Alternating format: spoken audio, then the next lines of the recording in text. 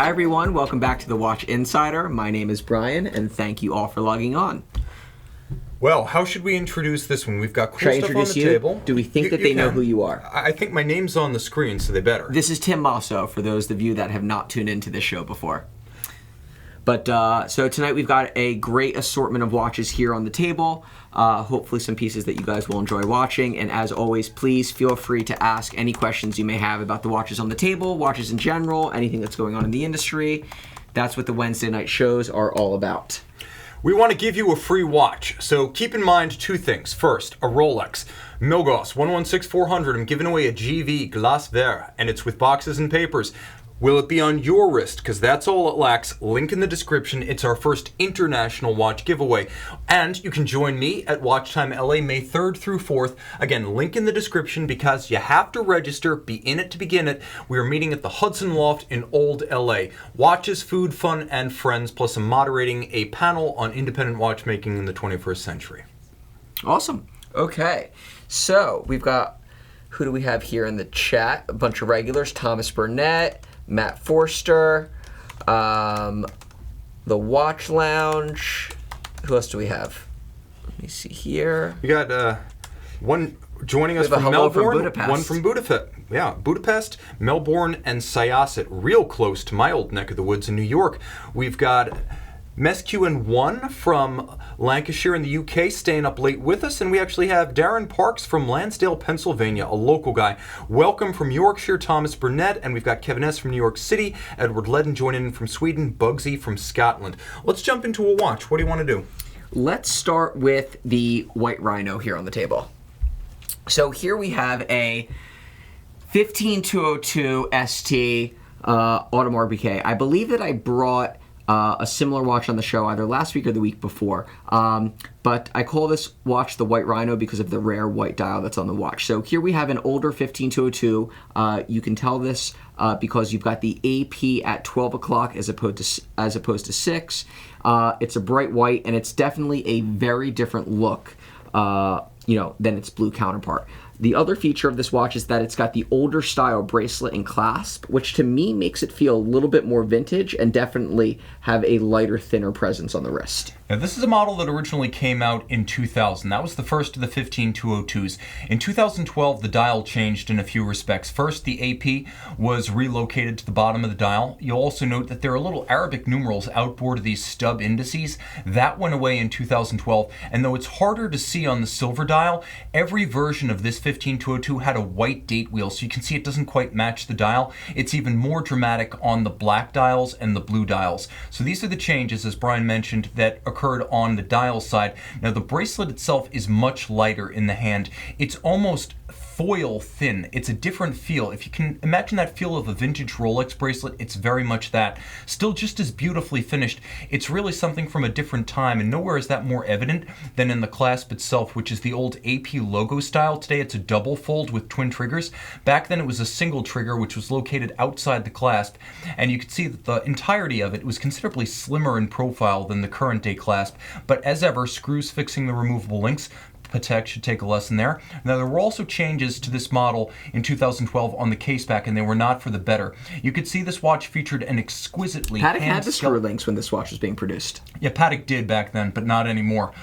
This is the right way to do things. 2012 was the changeover for the Nautilus. But right here you could see that the rotor is hand skeletonized, hand finished. It has the AP logo in it, and it notes that the movement is actually fully adjusted, and you can see that's written across the top, but this hand-finished, hand-skeletonized rotor went away in 2012 for a more mechanically executed rotor that is not finished to the same standard. The movements are beautiful, and this 2121 is always a classic. Based on an old JLC Bausch, you can see the Gyromax. Let me see if I can get this poised properly, but you can see the Gyromax style balance. This was an Bausch made for JLC, or by JLC, for Patek, Vacheron, and AP in 1967. JLC's never used this movement. Patek phased it out after the 3700 Nautilus. AP still uses it, and Vacheron actually still uses it in a few special pieces, but that movement, more than any other factor, is the reason that there are so few 15202s each year. But now you know what sets a first generation 15202 apart from the 2012 and later version. Oh, one more thing. The dial was made by Stern Frere, which was a Richemont company back then. Today it's made in-house by AP. Yeah, and to me, this is the jumbo that you're not really going to see on many people's wrists, because while this watch was being produced, you had the blue dial version also being produced simultaneously. And interestingly enough, back then, you could actually do dial swaps. So if you had the watch in a white dial, you could switch to the blue, and if you had the blue, you could switch to the white. I believe we either have and or had this particular watch that comes with both. So, pretty cool. But, 39 millimeter size, and definitely my favorite as far as the AP sizes go. A wrist shot. It was a wonderfully slender and beautiful watch. By the way, the 15202s are a monoblock case. So, in fact, it does not have a removable case back. It's like the original 5402. It's much closer in construction to the first Audemars Piguet Royal Oak than the Nautilus of today is to the original Nautilus. So this is still a monoblock case construction. Let me actually show you a wrist shot of what I got on tonight, because I'm not wearing my usual. This is a big change for you. Yeah, I'm actually doing my part in the development of the DB28 GS Grand Bleu sports watch. This is the factory prototype, the first one, the only fully functional example in existence. It's serial number triple nugget 000, 44 millimeters, grade 5 titanium.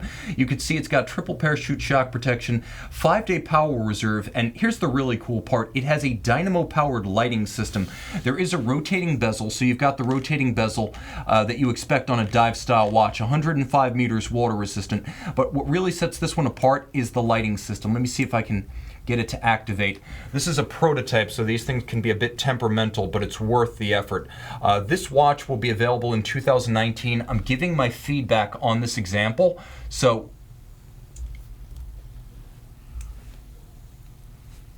this is how it runs. It runs off the barrel. You can see the mainspring barrel underneath the dial discharging. This thing glows like an absolute torch at night. It can actually light your way. This is going to be a very cool watch when it hits the market, and I'm happy to say I will have done my part stress testing the prototype and developing this thing, so I can finally say... What's the buckle? Show the buckle off. Oh, it's also high-grade titanium. I could say the buckle's also grade 5, but here's the thing. This is a demonstration strap only. There's also a lot of input going on over what the final strap will be. This strap does not represent final production. The final production will be either a rubber that you can swim with and a sailcloth with a rubber underlay. This one is actually not perfectly fit. You can see it doesn't fit the lug down at the crown. So this is a work in progress, but it's representative of what you will get. And it's actually pretty slim. It's only 12.9 millimeters thick.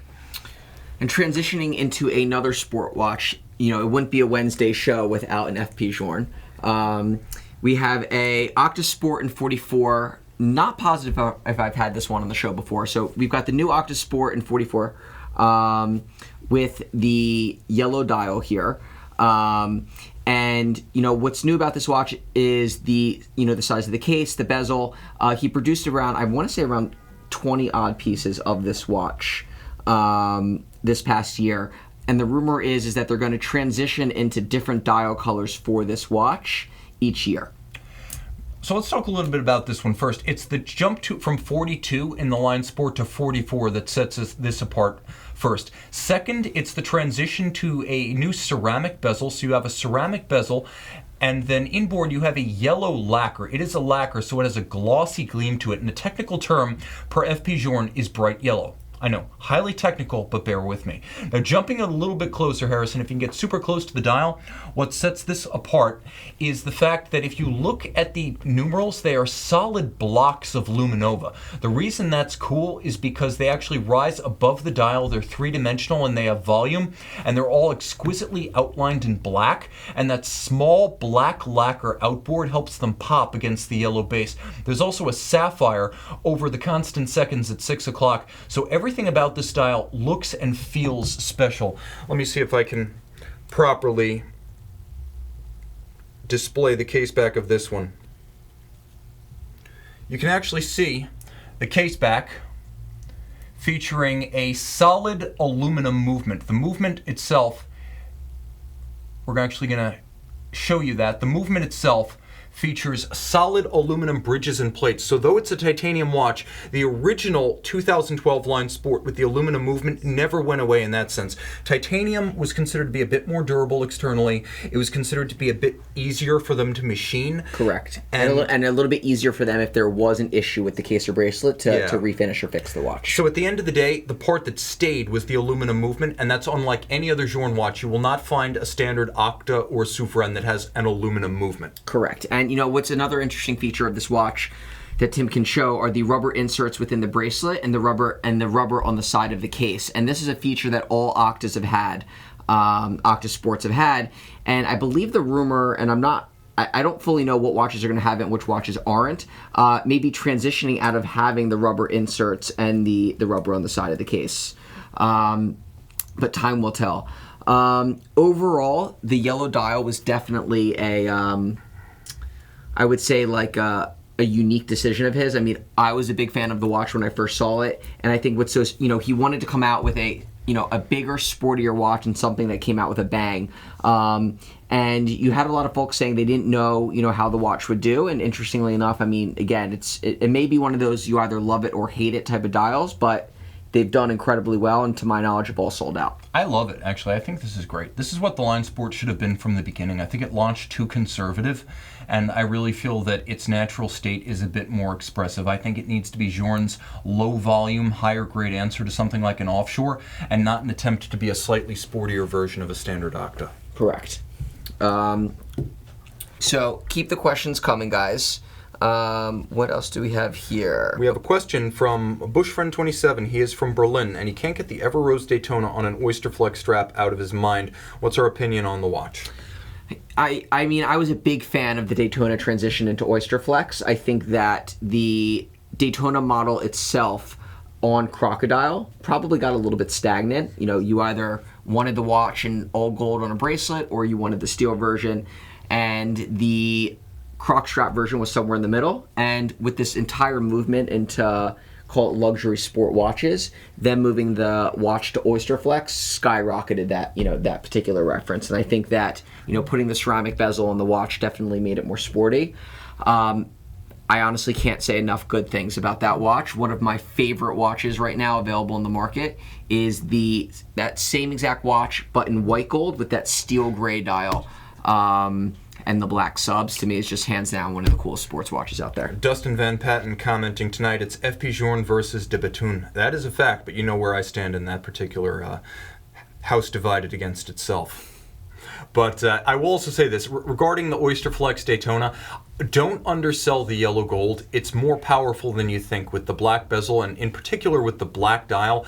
I think it's more attractive than the Ever Rose in person. So side by side, I actually thought the yellow, and I never say this, would be the one I would pick if you don't go for a neutral white gold. But also consider this, the Oyster Flex strap is not a strap, it's a bracelet. There's metal all the way through it. So if you buy it online, you have to make sure it fits. There are a couple of different sizes, but you can't change the thing once you get it, and there's very little adjustment built into the clasp. Correct. So if you're shopping online, make sure ahead of time that you're getting the right size Oyster Flex for your wrist. Yeah, so there's metal within the rubber strap in order to keep its structural integrity. There's also I guess it's almost like butterflies out from inside, and the reason that they do this is so that the watch, there's flexibility between different wrist sizes so that it's always sitting upright and straight on the wrist. But exactly as Tim said, there's different lengths, so you're going to want to size it out. One of the few features that I would say I would love to see on the Oyster Flex watches is the slide lock clasp. Would be a very cool feature to be able to slide it in and out in order to fit to size, but one can only hope. It would be an expensive thing if they did it on the gold model. Correct. I do think one of the reasons Rolex came forward with the Oyster Flex was to try to move gold watches at a higher rate. It's still a bracelet. The Oyster Flex is a bracelet, but I think it's a tough sell to go full bracelet gold Daytona, even in today's market. Yeah. All right, so speaking of gold, we got a big gold sports watch. Yeah. Let's talk about it. So this is probably one of my, I say favorite, I feel like a lot, but this is, I think, one of the best Vacheron overseas that has ever been made, and a really cool sports watch that you're not currently thinking about. So here we have a rose gold Series 2 overseas on the blue rubber strap with the bright blue dial. Interchangeable straps so that you can do blue croc and or blue rubber. And just overall, I think just a remarkable sporty rose gold watch. I mean, you've got the big date window at 12 o'clock. You've got, chronograph with screw down pushers. Again, with everybody searching for pretty much the same sport watches from Patek Philippe, Rolex, and RM, I think that this is a perfect kind of watch that you can get at a really compelling price point. That's really cool and that you're probably not going to see on many wrists. And the blue is just out of control good. I will say this watch had a surprisingly short run. Although the Generation 2 Overseas came out in 2004, this particular dial only bowed in 2012. Well, it was phased out after 2015 when the Generation 3 came about, so relative to how many Overseas Gen 2 were made, this is a pretty scarce watch. Most of the blue dials were made in steel, so that leaves you with very few that are blue dial in red gold, and it is a red gold. This is 5N. 3N is pink, 4N is rose. This is 5N red gold. High copper content. The nice thing about the dial is you have those red gold accents, applique indices, you have the Maltese cross, the hands at center, and each of the sub-registers has a red gold chapter ring. They also have a muted sort of snailing, a different sort of blue tone for the registers, and it's a gloss gleam on the dial, and you can see the depth of the dial. It has a wonderful flange outboard that slopes down from that Maltese cross bezel. And one feature I really like about the second generation over the third is that the bezel comes into contact with the case top. The third generation features a sort of round plinth underneath the bezel and on top of the case that makes the thing look a little bit too stacked and thick. This is better, and it's only about 12.5 millimeters thick, so it's a slender thing, only about as thick as a Daytona. The case back is solid but beautiful, and there's a reason it's solid. It has a soft iron inner cage like a Milgauss. Anti-magnetic case. That's correct. A lot of it too, and it's 150 meters, which puts Did you know it's anti-magnetic? Believe it or Because not, it says it on the dial. I had a suspicion, but I'm just trying to explain why you can't see the movement. The movement's also a JLC, which I like. It's 150 meters, which is lovely because the Nautilus is 120, a Royal Oak Offshore is 100, and you have to go with an offshore diver to one-up this one. A lovely piece and very wearable. Lug to lug, it's nicely compact, 50 millimeters, and it wears a treat. Exactly. So, and another really interesting feature about this watch is most of the other watches within the line feature a brushed finish bezel. This has high polish, which differentiates itself from the case. And I just think that if you're in the market looking for an upscale sports watch from one of these brands and you can't find the watch that you want, this should be the watch that you're looking at. Yeah, and feel free to get the steel one with the blue dial. That's the ultimate buy. Then you're getting everything a Nautilus is and then some. Granted, you can't see the movement, but then again, when you're wearing them, you never can see the movement. So here's a couple of questions. We had first a question about a great starter road bike from the Watch Lounge. Tim, I'm getting into bikes. Any recommendations on a good road bike for a starter? I would say the best thing you can do is go out and find one of the Cannondale Synapse models from recent years. Get one that hasn't been dropped, check the paint for flaws, and then put on really wide rims. See if you can fit something like an NV34. If you can fit the NV34 AR, even better. And then a really broad tubeless like Grand Prix 4000 in 25 or 28 millimeter. Go for ride quality. That's the most important thing if you're getting into road bikes. I have no idea what you just said. And I recommend getting a set of mountain bike pedals and shoes so they're walkable if you're getting started with clipless. A question then about Justin Van Patten. Tim, if you bought the CPCP mono pusher Cartier, that's the Tortue mono pusher, do you get the best of both FP Journe and de Bethune collaborative efforts? Sort of. That movement came from THA, which was founded by Denis Flageolet, Yanni Halter, and FP Journe, so they were all involved in the creation of that movement. Mm-hmm. I would say it's probably more Denis because he bought the rights to it after the Cartier line ended, and the original DB1 chronograph used that very movement. Was the mono pusher UN before that watch or after that watch? Well, it was UN before the Cartier. It was Correct. Cartier before the DB one. The original UN that used that, I think, came out in 1996. The UN Mono Pusher would be the one to buy if you want the first of the line. The DB one if you want the last of the line for that specific movement. There's also a Franck Muller watch out there. We have a couple of the UNs, and I think we even have a couple of the Cartiers. Yeah, the UN is a very nice piece. Yeah. It's the anniversary. Okay, moving right along here. We're going to jump over. We were on Extreme Sport. Now we're going to go, a little bit more dress. Should we do the Breguet or should we do the Vacheron first? Let's do the VC first. Let's do the VC. Okay. Saw this watch, just had to pick it up because it's very much my speed. 34 millimeter old school Vacheron from probably, what did we say, the mid 80s to early 90s? Mid 1980s. This is old school. This is as conservative as 1980s Geneva watchmaking got. An era when the company was just pulling itself out of the quartz crisis.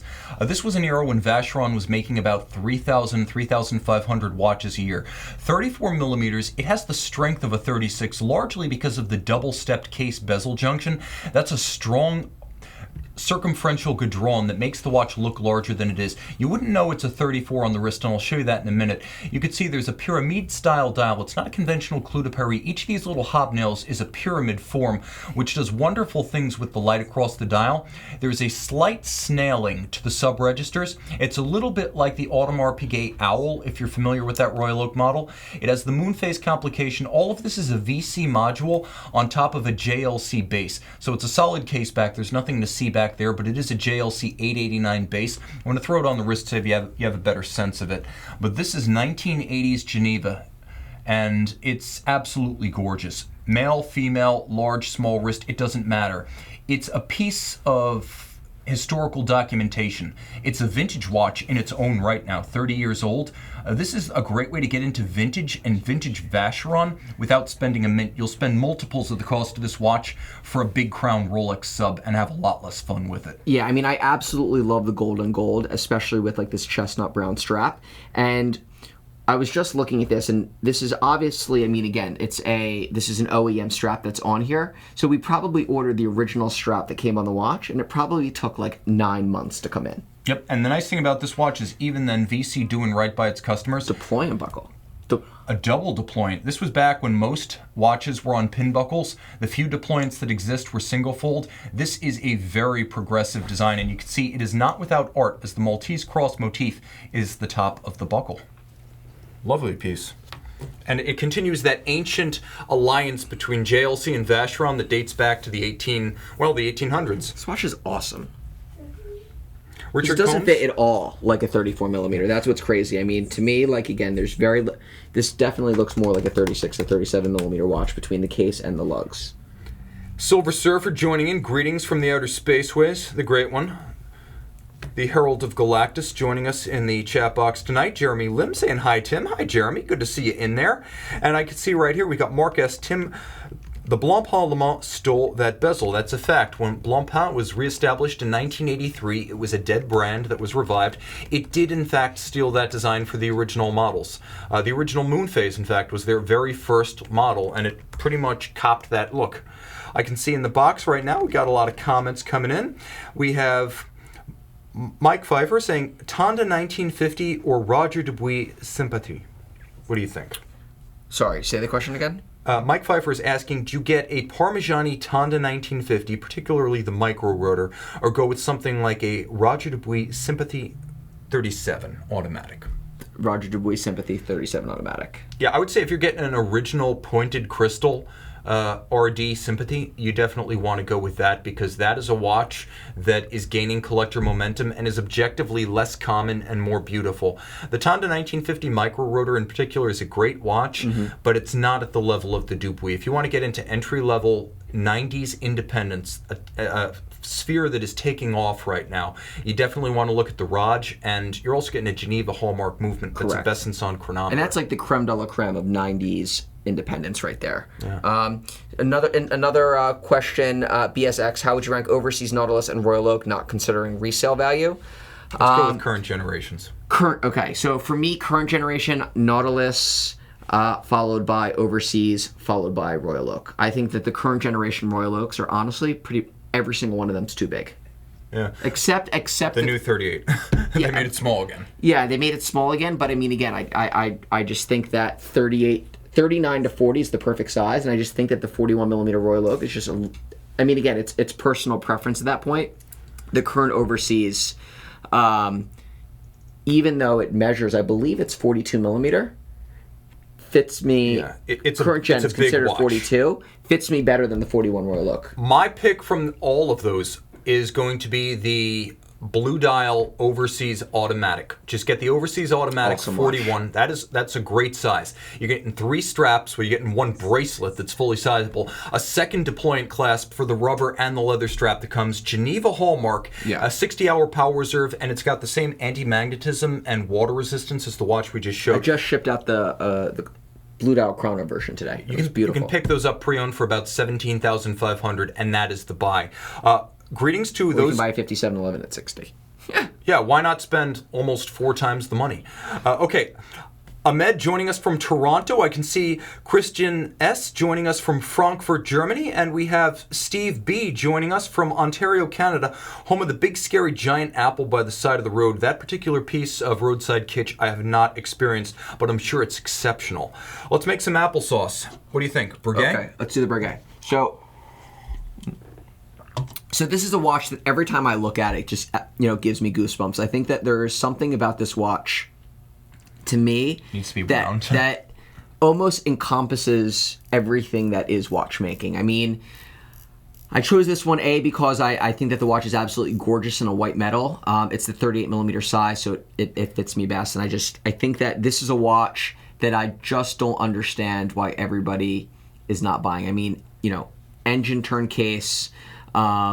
You've got, the traditional, I'm going to say tradition look, which, I hate that I just put the, 2 words together, but just, again, I think it's very unique. It's a watch that nobody's really looking at Breguet right now, and I think that they should. And I think that if you were to say to me, like, who are the dark horses that are sleeping a little bit right now, but you're going to see come back in a big way because it's all a bell curve, are going to be Vacheron and Breguet. And I think Breguet is going to get their sports watch act together, and I think that you're going to see them come back onto the map. I would say that in all likelihood, the 3 most undervalued pre-owned buys on the market in the high horology space are high-end Qualité Fleurier Parmigiani, Geneva Hallmark Eliu Chopard, and the Breguet Tradition Collection. Now let me just take you on a little tour of this watch. This model should have defined what a modern Breguet wristwatch is. It came out in 2005, the 7027, this is the BR in white gold, 38 millimeters. This was a revelation, incorporating the imagery of a Breguet pocket watch on the dial side of a Breguet wristwatch. First, the barrel is at dead center, so the barrel is the focal point of the entire dial. I love that. Very mechanical. It drives the watch through a powertrain that through a series of separate finger bridges. So you have the great wheel, the third wheel, the fourth wheel, the escape wheel, reaches a balance that features a Breguet style parachute shock protection. Harrison, try to get that balance. It's hard because of the reflection. That right there. But you can see that it doesn't have a conventional Kif or Inca block spring. It is an extended blued spring that sits atop the balance staff that acts as a shock protection in the exact image and functional form as the original Breguet pocket watch parachute shock protection system. The balance is a beautiful, modern, free-sprung architecture with recessed balance bolts in aerodynamic form. You can see how they're inside the rim, and the hairspring itself is an overcoil, just like Breguet's pocket watches. Now you can see there is a dial. It's not what it appears. First, it is cut on a rose lathe. This is the real thing, not stamped. Cut on a rose engine, and it's made of solid gold that is then silvered after being guilloche cut. You're getting a lot of substance on this dial. Power reserve, 50 hours, manual wind, turn it all over. You can see the case back is the back side of the caliber 507DR, and there is a separate power reserve indicator with the underlying power reserve mechanism on the reverse side. Now, a lot of folks ask, well, what about finish? What about finish? It's all here. Frosted surfacing, also hand finished, not the same as Côte de Genève, but just as excruciating to create if you do it the real way, which is not mechanically. Freehand engraved Breguet logo on the base plate. And if you look, you can see that mirrored anglage on the edge of every bridge. This is real Valet de Jeu finishing. And you could see every single bridge is finishing with that mirrored bevel. It is not rough cut, although it looks so at an arm's length. It does not when you get close to it. I should mention that Piguet watches are made in Le Sentier. So they are made in the Vallée du Jeu. They are neighbors to Audemars Piguet. They are neighbors to Jaeger-LeCoultre, David Condot, and even Blancpain. They are all located very close to each other. This is the best tradition of the Swiss watch valley. And I'll throw it on the wrist so you can see it. Yeah. To me, the perfect size, too. Sorry, guys. I know this is a tough one to capture on camera because of that glare, but maybe if we get super close, I'll hold it static. Now that it's upside down, it's easier to see. The depth of this dial is second to none. The way the complication starts a counterclockwise array of bridges and wheels, it's just incredible. From the power reserve all the way to the balance, there's something to see on every square millimeter of this dial. That's a great size. Yeah. They're super. I mean, the prices of those pre-owned compared to the energy that goes into making them, it's ridiculous. Get that, not a Chronomètre Bleu. Okay, so we've got one more watch left, and then we're going to have to leave you guys. Let's do the Omega. Yeah, let's do it. Okay. So I love bringing on watches on this show that I think often go overlooked, and this is one of them. I'm a huge fan of Omega.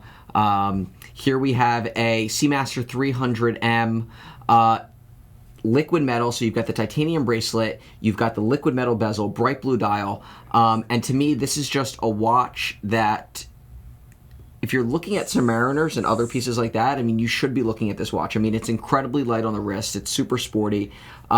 You've got two finishes of titanium, both high polished and brushed. It almost looks like stainless steel. So, but it's a feather on the wrist. The bezel itself is more scratch resistant than ceramic. And I just think that this is a watch that, again, deserves, more attention. This is a watch that made quite an impact in 2014 at Baselworld, and then I feel like after the Spectre edition, it kind of got lost in the shuffle. You don't hear enough about it anymore. The Planet Ocean stole the show in 2016, and then the Diver 300 meter came roaring back last year in a command performance. This is a great watch, and the people who own them love them. They're evangelists for them, and you can see why.